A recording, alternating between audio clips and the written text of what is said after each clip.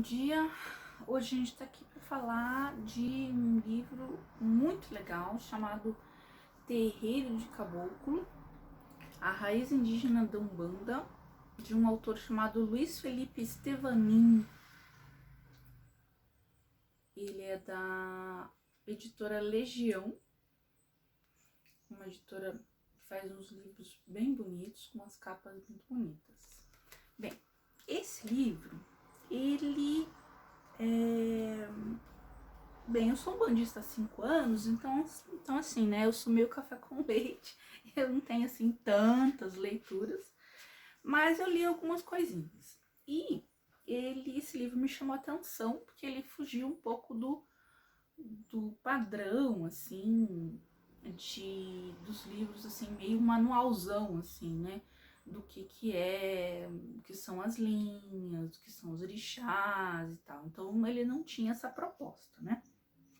Então, ele começa com uma proposta de falar especificamente da raiz indígena da Umbanda, que é também uma coisa que a gente vê menos, né? Pelo menos talvez até pelo meu interesse, vi muito mais coisas relacionadas às raízes africanas do que às raízes indígenas. Talvez seja apenas uma questão de interesse específico meu. Mas enfim, então, no começo do livro, ele começa falando, ele traz um retrato bem assim, quase antropológico mesmo, dos indígenas brasileiros, de quantos indígenas brasileiros tinham no território brasileiro, de quantas culturas havia, né? Do quanto a ideia do índio, né? Essa ideia passou a ser construída pelo homem branco na colonização, então ser índio passou a ser uma construção histórica do homem branco para com o índio. E aí, por isso, não se usa mais o termo índio, né, mas se usa o termo indígena, que é como os indígenas preferem ser chamados, se autodesignam. E ele começa, então, a falar que é preciso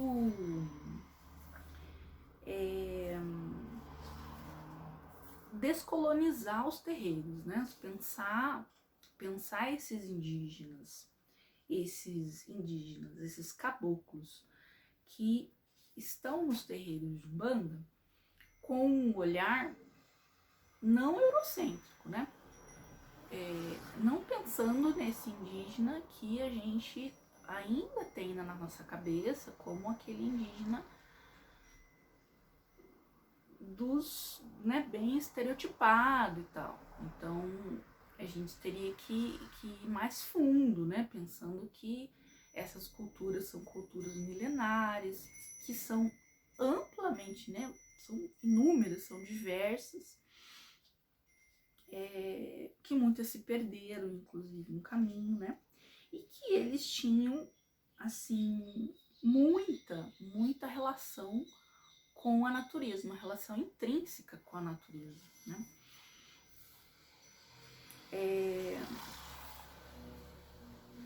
Uma coisa que ele fala, que é bem interessante, é a questão de como a cultura indígena vai acabar indo para a Umbanda, né? E aí ele fala que é uma ideia que tem surgido em vários livros, vários pais de santo que têm falado sobre isso, e que também está nesse livro aqui, ó, A África Banto, da Catherine Simone Forshey, né, da editora Vozes. É um livro bem legal, que fala especificamente só sobre o povo banto, de 3.500 a.C. até o presente.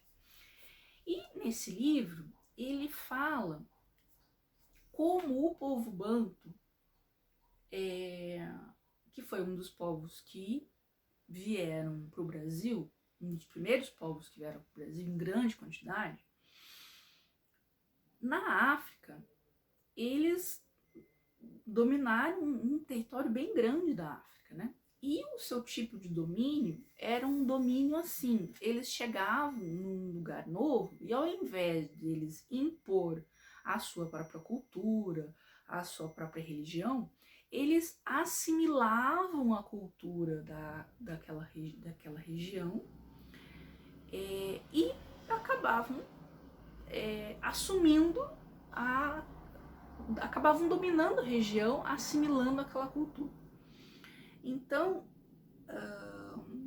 era, claro, uma estratégia política, mas também era uma questão de respeito à ancestralidade daquele lugar. Então, era preciso ter, digamos assim, a autorização dos ancestrais daquele lugar para se cultuar os seus próprios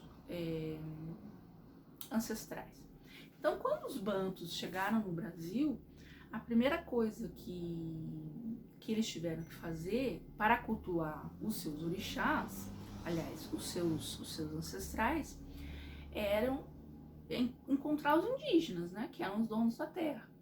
E dessa conexão, né, foi a primeira liga aí, né, que passa a ter entre as religiões de origem africana e a cultura indígena. O autor fala, não nessas palavras, né, mas fala também disso, né? E fala também de uma outra ligação, que daí já é uma ligação com o povo Yorubá, que é a ideia do orixá Oxóssi, né? De como o Oxóssi, como sendo o orixá que é o caçador, né? Que tem um arco e flecha, que vai na mata caçar e tal, se assemelhava muito ao imaginário que os próprios indígenas tinham de si próprios, né? Então isso também acabava associando as crenças. Então essas coisas todas o autor vai nos mostrando e resgatando. Ele fala sobre algumas possibilidades de significado do que é caboclo, né? Como o caboclo sendo mestiço, o caboclo um morador do mato, e também acaba falando um pouco sobre o caboclo, que também é um encantado, né, em algumas religiões de matriz africana, como o tambor sagrado da encantaria. Mas daí ele retoma, né, ele retoma a questão da Umbanda especificamente, e aí ele fala, de qualquer maneira, os caboclos estão associados ao sagrado ancestral indígena, né, dos povos originários daqui do Brasil.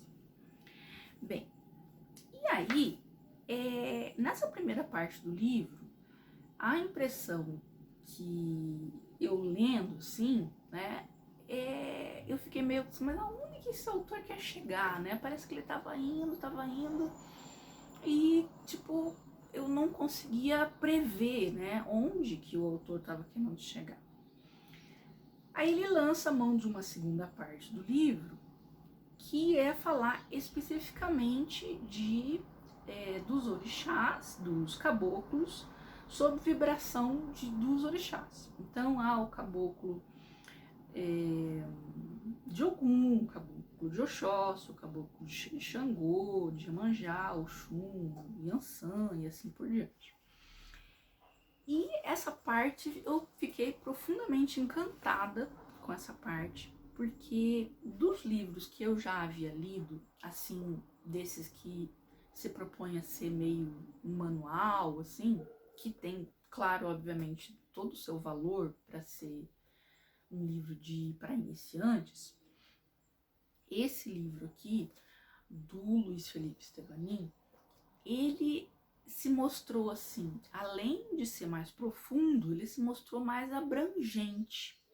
Então, ele mostrou, especialmente para mim, por exemplo, que sou filho de Oxum, ele mostrou caboclas de Oxum, falou sobre caboclas de Oxum, falou de Oxum de uma maneira que eu ainda não havia lido, né? Eu fiquei assim, bem contente, assim, né? De ouvir coisas que eu havia pesquisado, mas assim, meio espalhadas, assim, e que nesse texto tava ali tudo junto, assim, sabe? Parecia, nossa, então tá certo, né? Tipo, as coisas que eu tava pesquisando e tal, então tá aqui, né? Um pai de santo e tá dizendo aqui, né? Então tá certo ali. Então dá uma referendada nas coisas, assim. Então ele mostra os caboclos como sendo essas entidades indígenas e tal, que usam das ervas, né, da fumaça, da defumação, de tudo que se usava na cultura indígena para cura, para o acolhimento, para o equilíbrio espiritual, mental e tal, para quebra de demandas e tal, mas ele não se restringe apenas aos caboclos que a gente já conhece fazendo isso, entende? Então ele não fala só dos caboclos de Ogum, de Oxóssi e tal, de Xangô. E que, claro, né, tem, obviamente, sua importância, né, fundamental. E esses mesmo também também é escrito de maneira bem ampla e bem aprofundada. Mas ele fala também de caboclos e caboclas, de outras vibrações de outros orixás, de uma maneira assim possível, digamos assim, sabe? Dá para perceber, porque o que eu sentia nos outros livros é que às vezes pode ser que haja uma cabocla de Oxum, pode ser que haja uma cabocla de Iemanjá, sabe assim? E neste livro ele mostra assim com mais verdade, assim, ou talvez não seja essa palavra, mas com mais ai, não sei qual é a palavra que eu posso usar, mas dá pra ver que elas existem, digamos assim, né? E que elas estão trabalhando, né? Que elas estão trabalhando por aí, que é possível, né? É possível receber uma cabocla de Oxum, né? E que ela tem certas atribuições e tal. E essas atribuições não são assim todas quadradinhas, né? Como muitos livros trazem. Ele escreve de uma maneira muito poética, assim, muito doce. Então também é muito gostoso de ler. Depois dessa parte que ele fala dos caboclos e suas vibrações nos orixás, ele vai falar de como os caboclos vão usar das tradições indígenas, né? Então ele vai falar um pouco sobre o xamanismo, né? Da ideia da cura, mas não a cura como aquele que retira, né, um tumor, né? Mas aquele que reequilibra a pessoa energeticamente, né? Que faz a pessoa despertar enquanto um ser que faz parte de toda a natureza, né? E que tudo tem um sincronismo e que tendo esse equilíbrio a saúde também vem junto com isso, né? E fala muito sobre acolhimento, né? De como esse acolhimento é fundamental para a cura, né? E do quanto esse acolhimento é a Umbanda, né? E quanto isso é verdade, né? Então ele fala da fumaça, do elemento da fumaça do cachimbo, né? Do tabaco mesmo, para desfazer miasmas, para desfazer energias ruins. E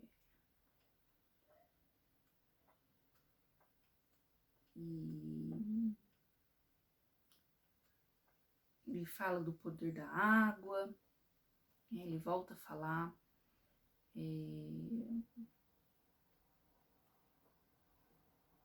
das folhas, né? Das folhas como uma coisa muito, muito importante, né? Sem as folhas, né?